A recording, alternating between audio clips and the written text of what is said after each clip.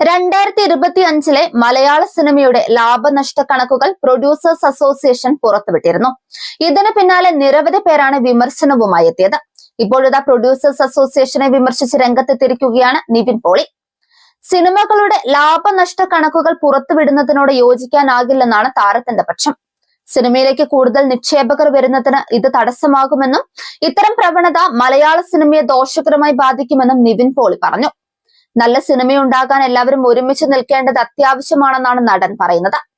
തനിക്കെതിരായ നല്ല വിമർശനങ്ങളെ ഉൾക്കൊള്ളുന്നതായും അതിന്റെ ഭാഗമായി ജീവിതത്തിൽ മാറ്റങ്ങൾ കൊണ്ടുവരാൻ ശ്രമിച്ചിട്ടുണ്ടെന്നുമാണ് നിവിൻ പോളി പറയുന്നത്. അഖിൽ സത്യൻ സംവിധാനം ചെയ്ത പുതിയ സിനിമയായ സർവം മായ എന്ന ചിത്രത്തിന്റെ പ്രമോഷന്റെ ഭാഗമായി ദുബായിൽ നടത്തിയ വാർത്താ സമ്മേളനത്തിലായിരുന്നു പ്രൊഡ്യൂസേഴ്സ് അസോസിയേഷനെതിരായ നിവിൻ പോളിയുടെ വിമർശനം. 83 ചിത്രങ്ങൾ റിലീസ് ചെയ്ത വർഷത്തിൽ വെറും 15 സിനിമകൾക്ക് മാത്രമാണ് നേട്ടമുണ്ടാക്കാനായത് എന്നാണ് പ്രൊഡ്യൂസേഴ്സ് അസോസിയേഷൻ പുറത്തുവിട്ട കണക്കിൽ പറയുന്നത്. 2025 മലയാള സിനിമയ്ക്ക് 360 കോടിയുടെ നഷ്ടമുണ്ടായി എന്നാണ് അസോസിയേഷൻ പറയുന്നത്. വിജയിച്ച 15 സിനിമകളിൽ 8 സൂപ്പർ ഹിറ്റുകളും 7 ഹിറ്റുകളുമാണെന്നും സംഘടന പറയുന്നുണ്ട്.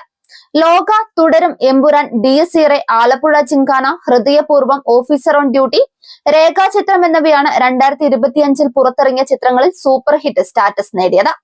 Kalamkaval, Eko, the pet detective, prince and family, Ponman, Padakkalam, bromance എന്നിവയാണ് ഹിറ്റായ മറ്റു സിനിമകൾ. താരമൂല്യത്തിന്റെ അകമ്പടികൾ ഇല്ലാതിരുന്നിട്ടും ചെറിയ ബജറ്റിലെത്തിയ നിരവധി സിനിമകൾ ഇത്തവണ മലയാളത്തിൽ നിന്നും മികച്ച കളക്ഷൻ നേടി.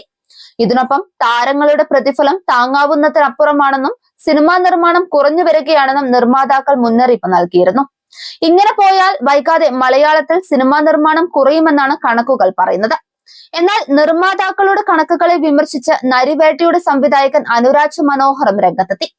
ടൊവിനോ തോമസിനെ നായകനാക്കി താൻ സംവിധാനം ചെയ്ത നരിവേട്ട എന്ന ചിത്രം ലാഭകരമല്ലെന്ന അസോസിയേഷന്റെ നിലപാടാണ് സംവിധായകനെ ചൊടിപ്പിച്ചത്. ഇന്ത്യൻ സിനിമാ കമ്പനി പ്രൊഡ്യൂസ് ചെയ്ത് ഞാൻ സംവിധാനം ചെയ്ത നരിവേട്ട ലാഭകരമായ സിനിമയാണെന്നും അക്കൗണ്ട് വിവരങ്ങൾ പുറത്തുവിടാൻ തയ്യാറാണെന്നും അദ്ദേഹം ഫേസ്ബുക്കിൽ കുറിച്ചു.